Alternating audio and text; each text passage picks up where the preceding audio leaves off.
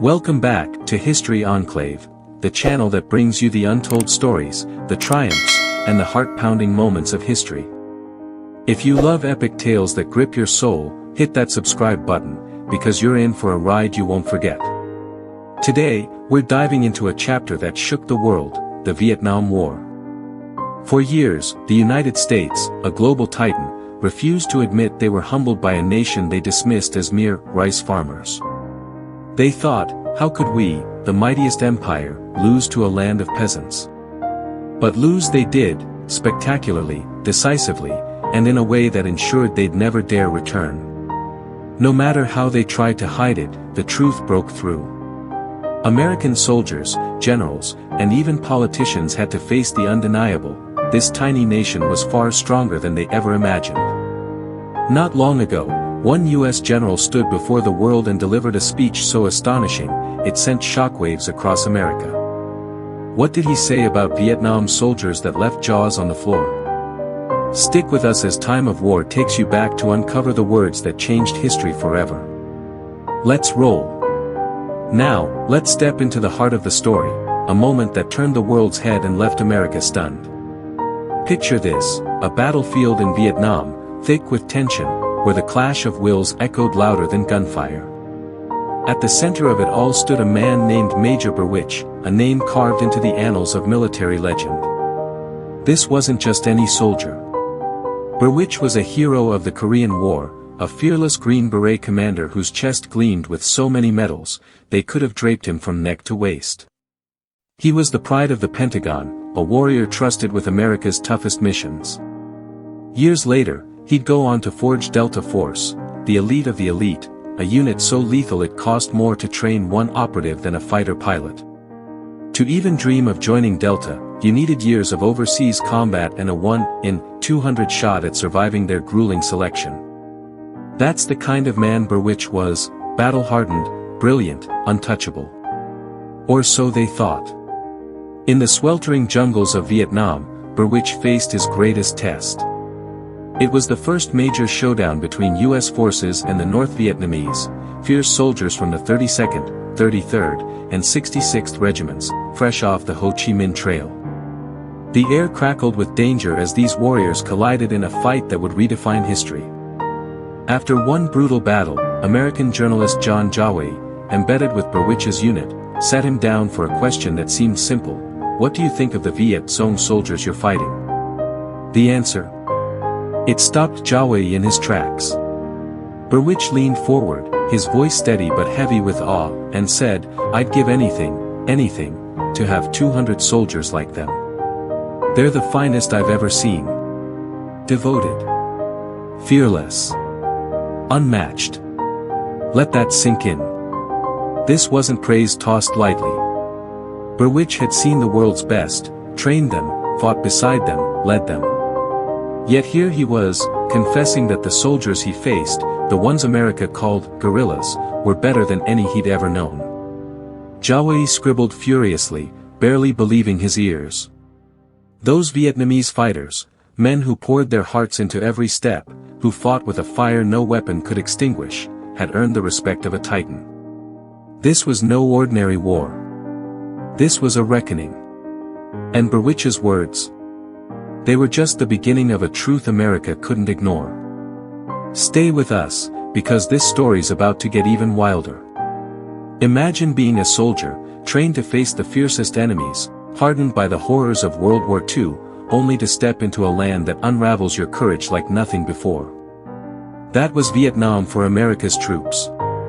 In the pages of their memoirs, U.S. veterans didn't just recount battles, they poured out a truth that still echoes, a mix of dread and deep admiration for the Vietnamese soldiers they faced.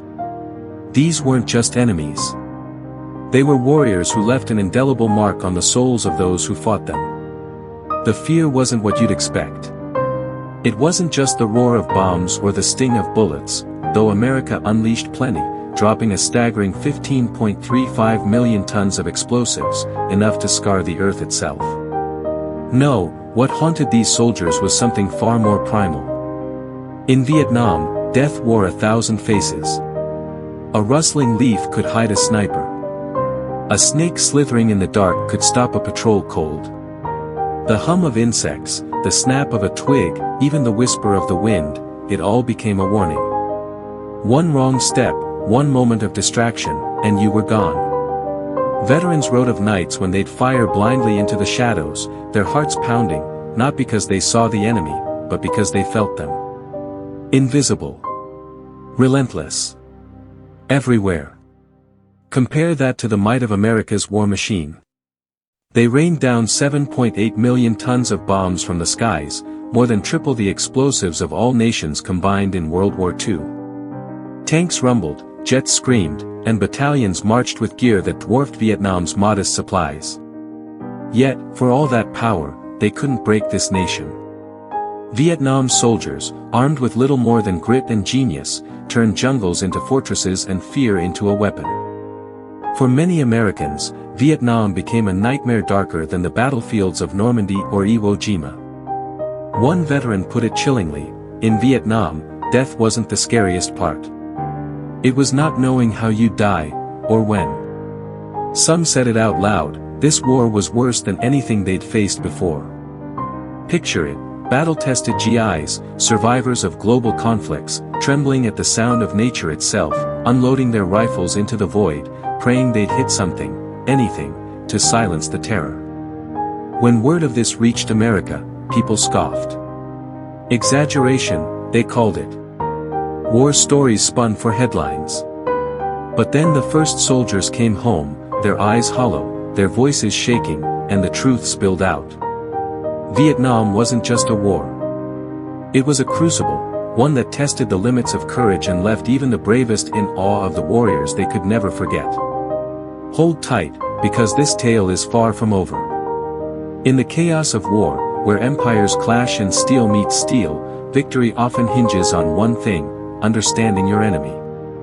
The soldiers of Vietnam didn't just fight, they outthought the mightiest military on earth. From the very first battles, they saw through the American playbook. The US relied on a storm of fire from above, jets screaming, artillery roaring, a wall of destruction meant to crush anything in its path. But Vietnam's warriors turned that strength into a weakness. How? They got close. Dangerously close. With bayonets gleaming and grenades in hand, they charged into the heart of the fight, so near that America's bombs couldn't fall without risking their own men. It was a tactic born of necessity, honed by genius, and it changed everything.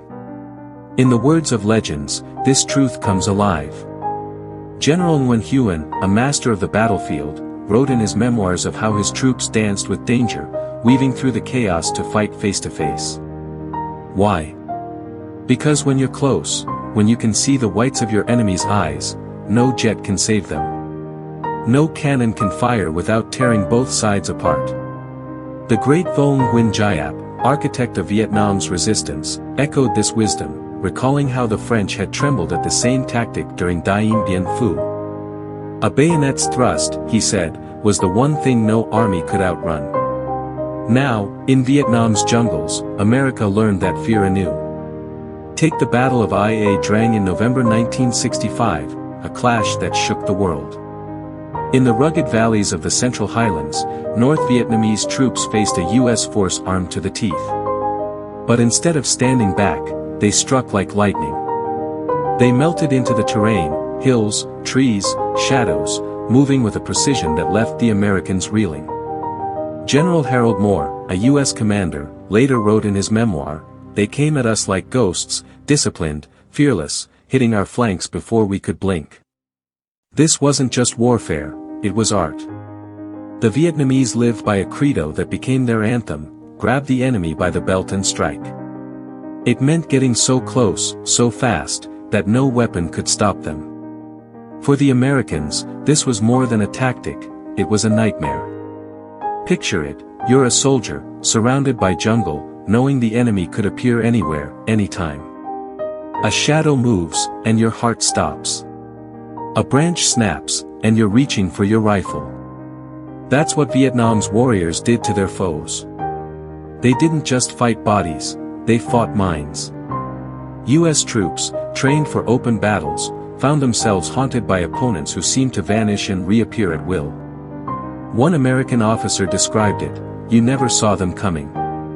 One moment, silence. The next, they were on you."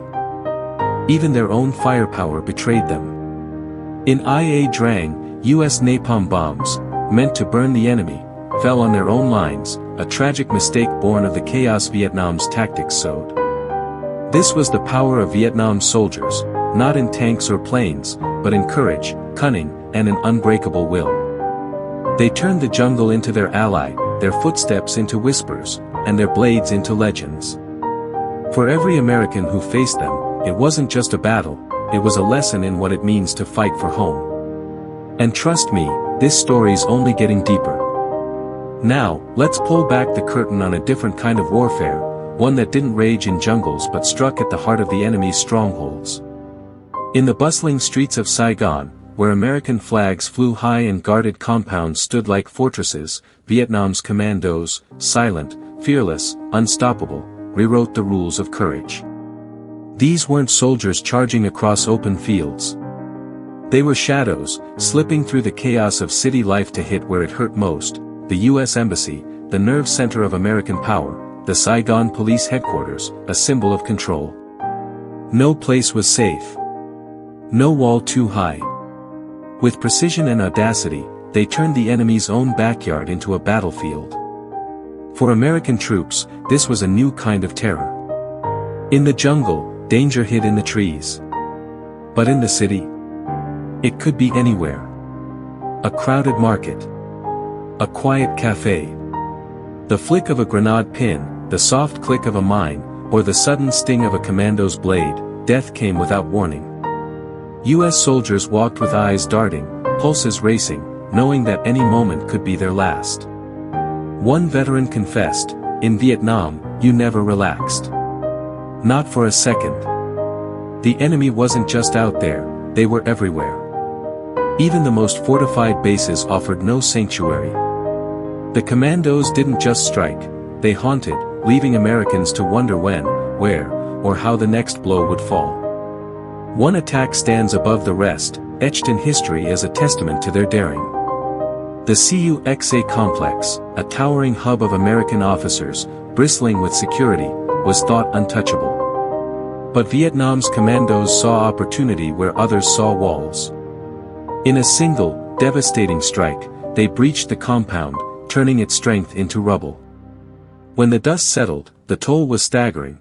175 of the 200 U.S. officers inside were either dead or wounded.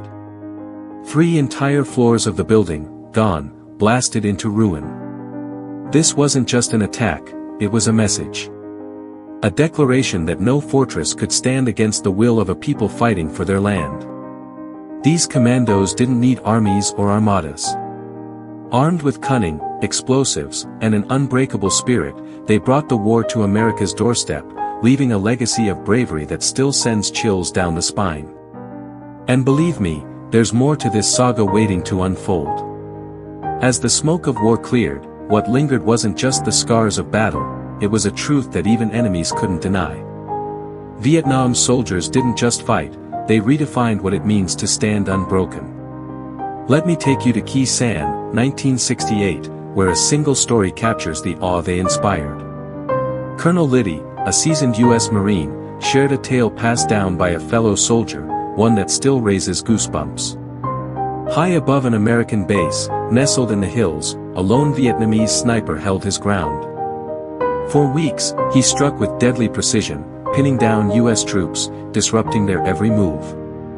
The Americans fought back with everything they had: artillery barrages, waves of gunfire, relentless patrols.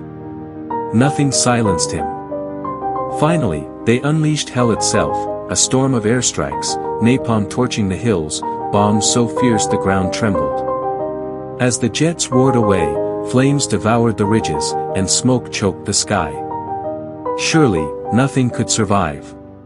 But then, a single shot rang out. Clear. Defiant. Impossible. That sniper, alone, outgunned, facing an empire's wrath, still lived. In that moment, every Marine in the base froze.